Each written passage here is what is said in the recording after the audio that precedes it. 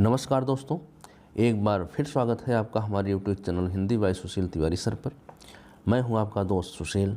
इस वीडियो में हम प्रेम माधुरी के दूसरे सवैये पर चर्चा करेंगे, तो शुरू करते हैं इसका दूसरा सवैया। रो कहीं जो तो अमंगल हो यौ, प्रेम न सही जो कहे पिए जाई। जो कहे जाहु न तौ प्रभुता जो, कछु न कहीं तो स्नेह न साई। जो कहे जाहु न तौ प्रभुता जो, कछु न कहे तो स्नेह न साई। जो हरिचंद कहे तुमरे बिनु जी है न तो यह क्यों पति आई। तासो पयान समय तुमरे हम का कहें आप हमें समझाइए। तासो पयान समय तुमरे हम का कहें आप हमें समझाइए। तो संदर्भ इसका पूर्ववत रहेगा। प्रसंग पर चर्चा करते हैं।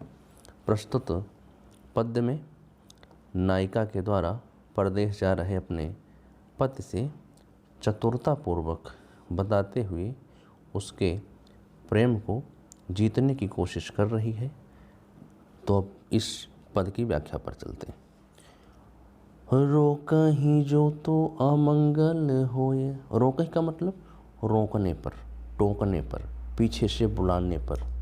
जो तो यदि तो अमंगल होए, अनिष्टकारी होता है, अमंगलकारी होता है। होए माने होता है। औ प्रेम नशय, प्रेम का नशय का मतलब नाश होता है, प्रेम नष्ट होता है। जो कहें, यदि कहें कि पी जाइए, हे प्रियवन, हे प्रियवर, आप जाइए, परदेश को चले जाइए, तो ऐसा कहने पर जो है हमारे प्रेम का नाश होगा। और जो कहें जाहु न तौ प्रभुता, अगर हम ये कहें कि जाहु न तौ, आप जो है चले जाइए, तो यह जो है हमारे लिए जो है प्रभुता का विषय हो जाएगा, प्रभुत्व या आदेश देने के समान हो जाएगा। और यदि मैं कहूँ कि कछु न कहें, यदि रहूँगी, तो यह क्यों पति आई। पति आई का मतलब होता है विश्वास करना। तो मेरे पति जो है मुझ पर विश्वास नहीं करेंगे। तो हरिश्चंद्र जी इस पद के माध्यम से कहते हैं कि अगर हम उनसे कहें कि हम आपके बिना जीवित नहीं रह सकते हैं, तो उनका मुझ पर से विश्वास जो है नहीं रहेगा। नायिका जो है परदेश जाते हुए पद से क्या कहे। तासों पयान समय, पयान का मतलब जाते हुए समय, प्रस्थान करते समय, समय का मतलब समय।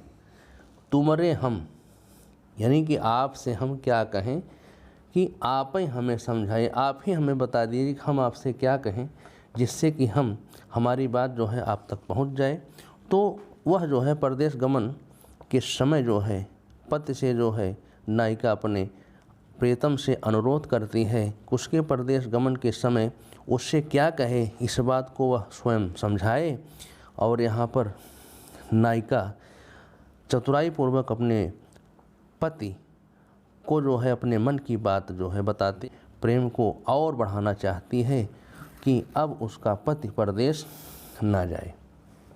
तो इस प्रकार से जो है ये व्याख्या हुई। एक बार फिर से इसके अर्थ को देख लेते हैं कि परदेश जाते हुए कब ने नायिका के उसके पति के परदेश जा रहे पति के सामने जो है अपनी मनोदशा का चित्रण करते हुए कहता है कि हे प्रीतम, यदि जाते समय उन्हें हम रोकते हैं, टोकते हैं, तो यह पति के लिए अमंगलकारी होगा, यात्रा के समय अमंगल हो जाएगा। क्योंकि लोग कहते हैं कि यात्रा के समय टोकना अपशगुन होता है। यदि वह उनसे परदेश जाने के लिए कहती है, तो उन पर जो है प्रभुत्व स्थापित होगा या आदेश के समान होगा, जो पत्नी द्वारा पति के लिए उचित नहीं होगा।